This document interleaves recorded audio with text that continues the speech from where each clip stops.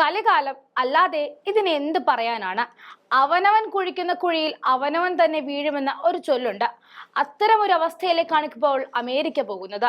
റഷ്യയെ തകർക്കാനാണ് ജോ ബൈഡന്റെ കാലത്ത് അമേരിക്ക ശ്രമിച്ചിരുന്നത്. അതിന് കളമൊരുക്കാനാണ് നാറ്റോയിൽ യുക്രൈനെ അംഗമാക്കാൻ ശ്രമിച്ചതും. അത് പിന്നീട് റഷ്യ യുക്രൈൻ യുദ്ധമായി മാറിയിരുന്നത്. എന്നാൽ ഈ നടപടി ഇപ്പോൾ അമേരിക്കയുടെ സുരക്ഷയ്ക്ക് തന്നെ ഭീഷണിയായി മാറിയിരിക്കുകയാണ് എന്നതാണ് സത്യം. കാരണം യുക്രൈന് സൈനിക സഹായമായി അമേരിക്ക നൽകിയ ആയുധങ്ങളിലെ ഒരു പ്രധാന ഭാഗം മെക്സിക്കൻ മയക്കുമരുന്ന് കർട്ടലുകൾ ഉൾപ്പെടെയുള്ള അമേരിക്കയുടെ യഥാർത്ഥ ശത്രുക്കളുടെ കൈകളിലാണെന്നാണ് എത്തിച്ചിരിക്കുന്നത് എന്ന ഞെട്ടിക്കുന്ന വിവരമാണ് ഇപ്പോൾ പുറത്തു വന്നിരിക്കുന്നത്. അമേരിക്കൻ മാധ്യമ പ്രവർത്തകനായ ടക്കർ കാൾസനാണ് അമേരിക്കയെ ആശങ്കപ്പെടുത്തുന്ന ഈ വെളിപ്പെടുത്തൽ ഇപ്പോൾ നടത്തിയിരിക്കുന്നത്. മുൻ അമേരിക്കൻ ആർമി ലഫ്റ്റനന്റ് കേണലും ഇറാഖിലെയും അഫ്ഗാനിസ്ഥാനിലെയും വൈറ്റ്നറിൽ ഡാനിയൽ ഡേവിസുമായ അഭിമുഖത്തിനിടയിലാണ് യുക്രൈനിലേക്ക് അമേരിക്ക വിതരണം ചെയ്യുന്ന ആയുധങ്ങളിൽ പകുതിയോളം അന്താരാഷ്ട്ര കരിഞ്ചന്തകളിലാണ് എത്തുന്നത് എന്ന വിവരം മുൻ ഫോക്കസ് ന്യൂസ് അവതാരകൻ കൂടിയായ ടക്കർ വെളിപ്പെടുത്തിയിരിക്കുന്നത്. അമേരിക്ക നൽകുന്ന ആയുധങ്ങളുടെ പകുതിയോളം യുക്രൈനിയൻ സൈന്യം വിൽക്കുന്നുണ്ടെന്നത് തനിക്ക് വ്യക്തമായി അറിയാവുന്ന കാര്യമാണെന്നും അദ്ദേഹം ചൂണ്ടിക്കാട്ടിയിട്ടുണ്ട്.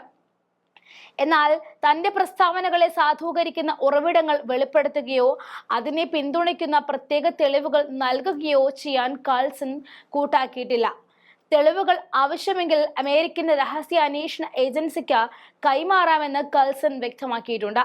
അമേരിക്ക യുക്രൈനിന് 100 കണക്കിന് ബില്യൺ ഡോളറിന്റെ ആയുധങ്ങൾ നൽകുന്നുണ്ടെന്നും എന്നാൽ അവ മെക്സിക്കൻ മയക്കുമരുന്ന് കാർട്ടലുകൾ പോലെയുള്ള ശത്രുക്കൾക്ക് മറിച്ചു വിറ്റു എന്നുമാണ് കാൾസൺ ആരോപിക്കുന്നത്. യുക്രൈനിൽ നിന്നുമുള്ള ആയുധങ്ങൾ ഓൺലൈനിലൂടെ എളുപ്പത്തിൽ വാങ്ങാൻ കഴിയുമെന്നും അദ്ദേഹം അവകാശപ്പെടുന്നുണ്ട്. അമേരിക്കയിൽ നിന്നും മെക്സിക്കോയിലേക്കുള്ള അനധികൃത തോക്കുകളുടെ ഈ ഒഴുക്കിനെ കുറ്റകൃത്യമെന്നും പേടി സ്വപ്നമെന്നും ഒക്കെയാണ് കാൾസൺ വിശേഷിപ്പിച്ചിരിക്കുന്നത്. ട്രംപ് അധികാരമേറ്റ ശേഷം മെക്സിക്കോയും അമേരിക്കയും തമ്മിലുള്ള ബന്ധം കൂടുതൽ വഷളായിരിക്കുകയാണ്. മെക്സിക്കോയിൽ സമാന്തര ഭരണം തന്നെ നടത്തുന്ന അധോലോക സംഘങ്ങൾ ലോകത്തെ തന്നെ ഏറ്റവും വലിയ ക്രിമിനൽ സംഘങ്ങളാണ്.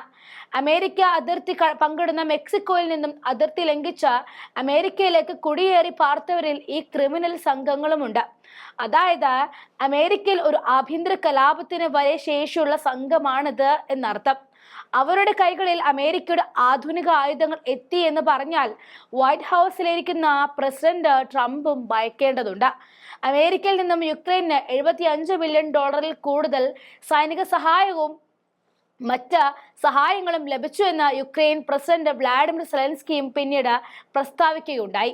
എന്നാൽ ട്രംപ് ഉന്നയിച്ച 200 ബില്യൺ ഡോളറിന്റെ എസ്റ്റിമേറ്റ് എവിടെ നിന്നാണ് ഉദ്ഭവിച്ചതെന്നോ അത് എവിടെ നിന്നും അപ്രത്യക്ഷമായേക്കാമെന്നോ തനിക്കറിയില്ല എന്നും സെലൻസ്കി പറയുകയുണ്ടായി. യുക്രൈനിലേക്കുള്ള പാശ്ചാത്യ ആയുധങ്ങളുടെ വിതരണം ലോകമെമ്പാടുമുള്ള സംഘടിത ക്രിമിനൽ ഗ്രൂപ്പുകളുടെയും തീവ്രവാദികളുടെയും കൈകളിലേക്ക് ധാരാളം ആയുധങ്ങൾ എത്തുന്നതിൽ കാരണമായിട്ടുണ്ടെന്നും റഷ്യയും ആവർത്തിച്ച് മുന്നറിയിപ്പ് നൽകിയിട്ടുള്ളതാണ്.